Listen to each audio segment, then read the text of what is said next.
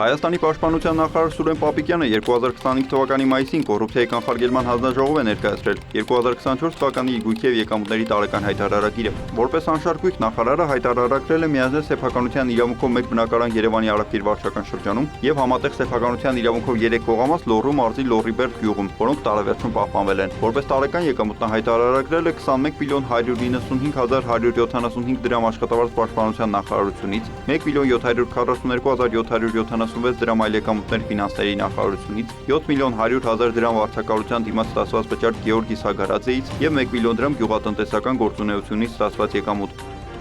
Պապիկյանը 75.573.379 դրամի չափով հանձնած փոխառություն ունի Ջերմուկ գրուպ ընկերությունում։ 2024-ի տարեվերջում նախարարի բանկային հաշիվներին եղել են 17.68.319 դրամ, 30.001 դոլար և 15.193 եվրո, իսկ կանխիկ միջոցները կազմել են 1 միլիոն դրամ, 20.000 դոլար և 10.000 եվրո։ Պապիկյանը հայտարարագրել է նաև տարվա ընթացքում 2.543.000 դրամ հանգստի համար կատարված ծախս, 8.473.808 դրամ վարկի մարման ուղղված վճարում և 14.476.000 դրամ անշարժ գույքի վերանորոգման համար կատարված ծախս։